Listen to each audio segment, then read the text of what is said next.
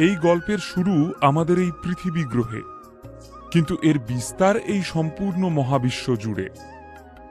এই বঙ্গদেশের কোনো এক কলেজের ছোট্ট একটা ক্লাসরুমে বসেছিল এই গল্পের নায়ক 18 বছরের রণজয় রায়। কিন্তু ক্লাসরুমে বসেও টিচারের দিকে তার নজর ছিল না।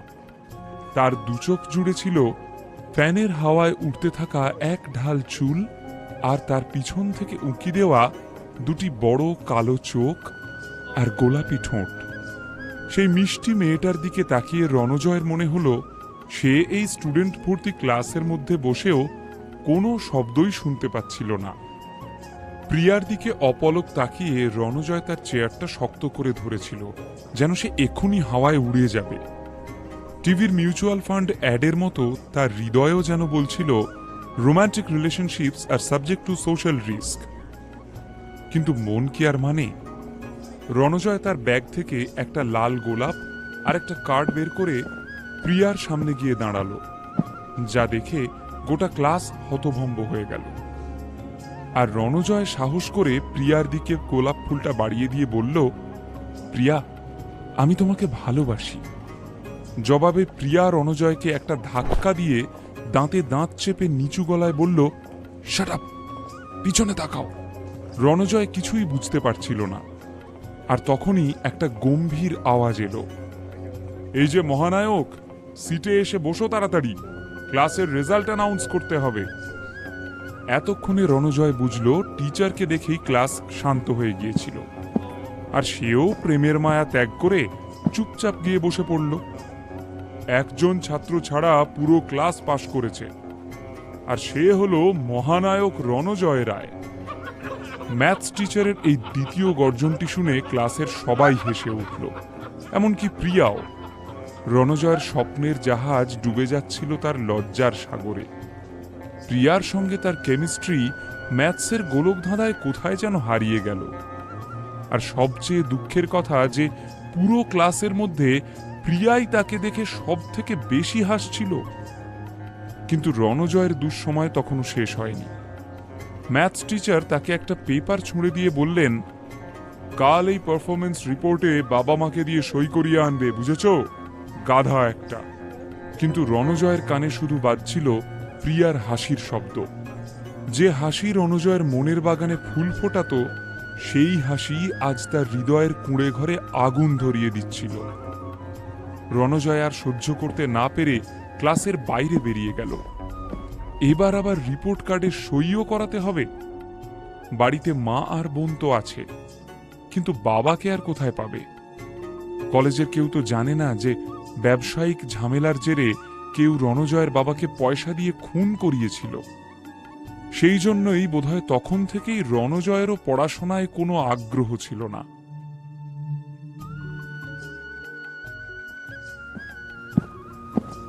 আরে, তুই আজ এত তাড়াতাড়ি চলে এলি যে?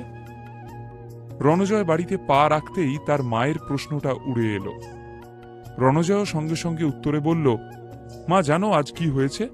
আমাদের ম্যাথস টিচারকে আজ কলেজে কিছু গুন্ডা মারতে এসেছিল। সবাই বলছিল যে তার সঙ্গে নাকি কোনো এক মহিলার সম্পর্ক আছে।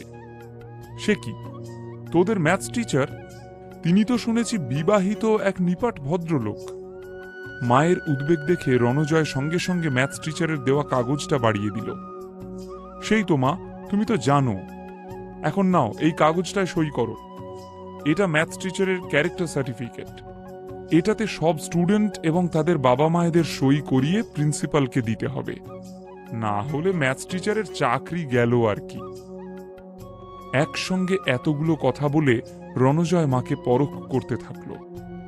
আর প্রতিবারের মতোই এবারেও মা তার ফাঁদে পা দিলেন। মা সই করতেই রণজয় সেখান থেকে উবে গেল, যেমন টিভি সিরিয়ালে কাজ শেষ করে নারদ মুনি অদৃশ্য হয়ে যান। একটা দীর্ঘশ্বাস ফেলে সে তার ঘরের বিছানায় এমনভাবে শুয়ে পড়ল যেন এক্ষুনি কার্গিলের যুদ্ধ লড়ে এলো। কানে ইয়ারফোন লাগিয়ে বাংলা ব্যান্ড সবে চালিয়েছে, ঠিক তখন সে একটি পরিচিত কণ্ঠস্বর শুনতে পেল, বাবা রণজয়।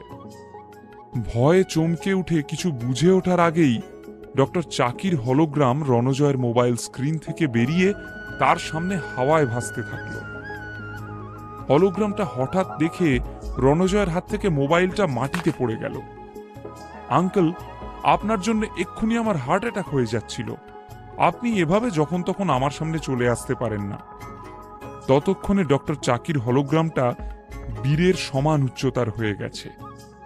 তিনি বলেন, তোমার বাবা আমার খুব ভালো বন্ধু ছিলেন, তার জন্যই আজ আমি বেঁচে আছি।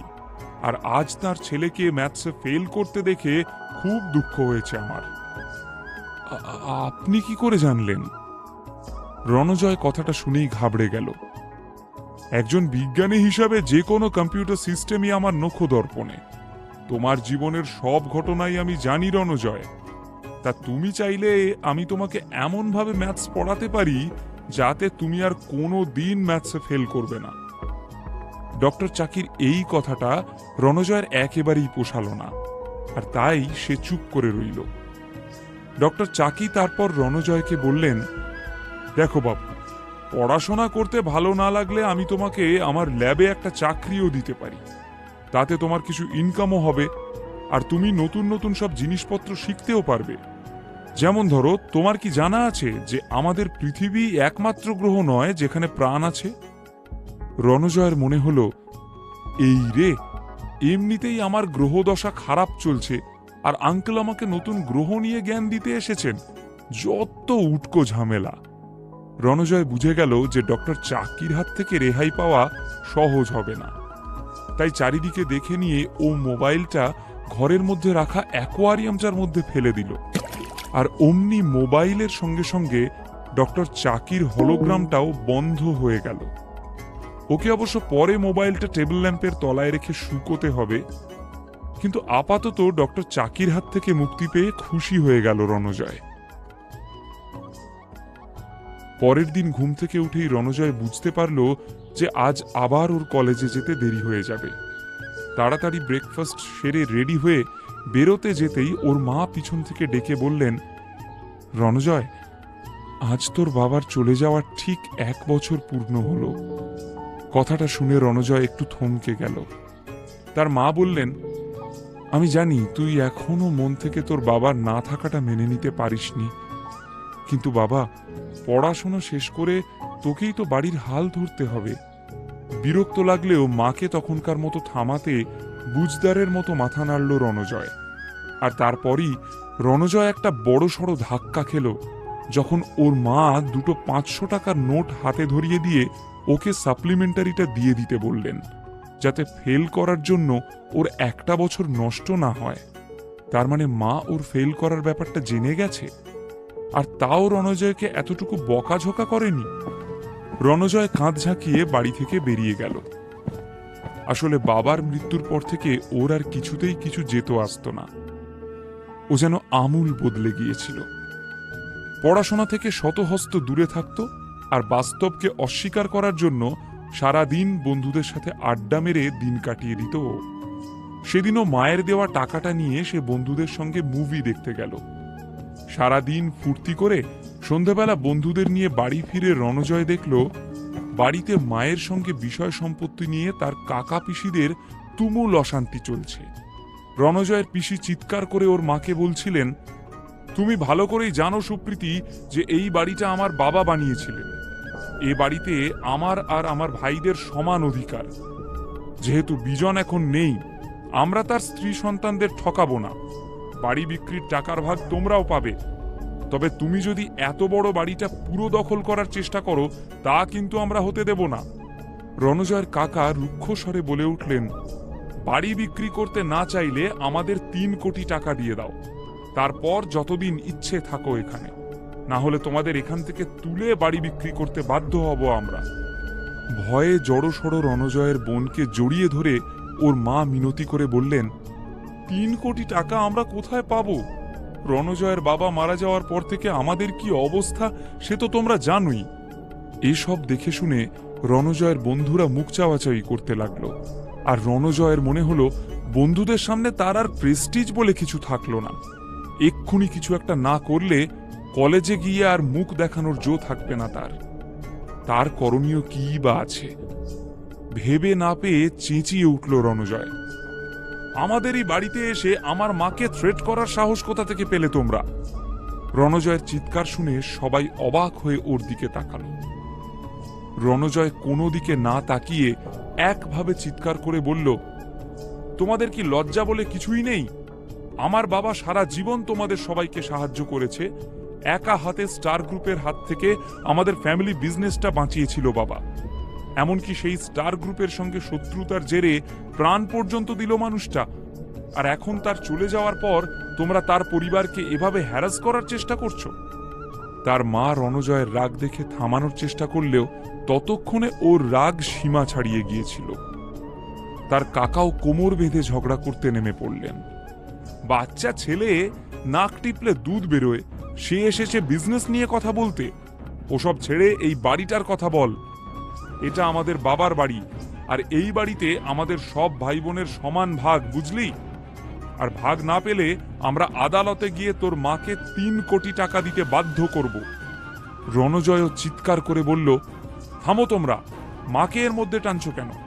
আমি রণজয় রায়, আমার মায়ের একমাত্র ছেলে। আমি কথা দিচ্ছি যে 3 কোটি টাকা তোমাদের মুখের উপর ছুঁড়ে মারব।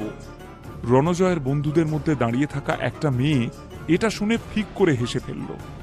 এটা দেখে আরো কনফিডেন্স পেয়ে রণজয় বলল, এক্ষুনি এ বাড়ি থেকে বেরিয়ে না গেলে কুরুক্ষেত্র হয়ে যাবে কিন্তু, বলে দিচ্ছি।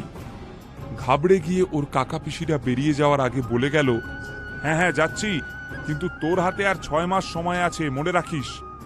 রণজয়ের মা অবাক হয়ে ওর দিকে দেখলে রণজয়ও তার ঘরের দিকে চলে গেল।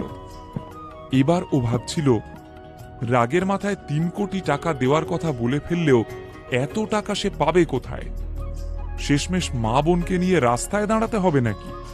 আর তখনই রণজয়ের মনে পড়ল ডক্টর চাকির কথা। কি আছে রণজয়ের কপালে?